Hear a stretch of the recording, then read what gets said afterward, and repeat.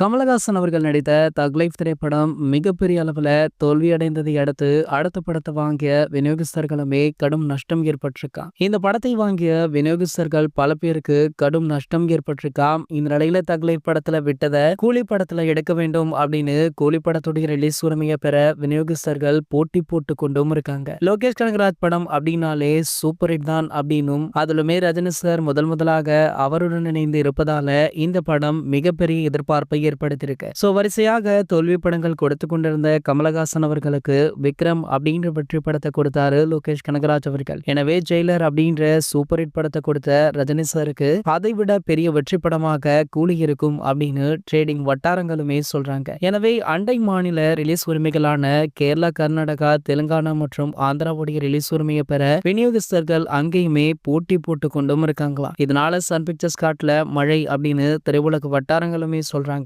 மேலுமே விக்ரம் படம் வந்த பிறகு கமல் அவர்கள் கம்பேக் கொடுத்துட்டாரு. சூப்பர் ஸ்டார் ரஜினிகாந்த் அவர்களுக்கு டஃப் கொடுப்பார் போலயே, அவருடைய இடத்தை இவர் பிடித்து விடுவார் போலயே அப்படின்ற ஒரு சில பேச்சுகள் எல்லாம் இருந்த நிலையில தற்போது ரஜினிகாந்த் அவர்கள் மீண்டுமே சூப்பர் ஸ்டார்னா அது ஒரே ஒரு ஆள் தான், அது நான் தான் அப்படின்றத நிரூபிக்கும் வகையில கூலி திரைப்படம் இருக்கும் அப்படின்னு அவருடைய ரசிகர்களுமே சொல்றாங்க. இது போன்ற சினிமா செய்திகளை பத்தி நீங்க உடனே தெரிஞ்சுக்க நம்மளுடைய தலைவர் அப்படின்ற நம்ம சேனலை சப்ஸ்கிரைப் பண்ணிக்கோங்க.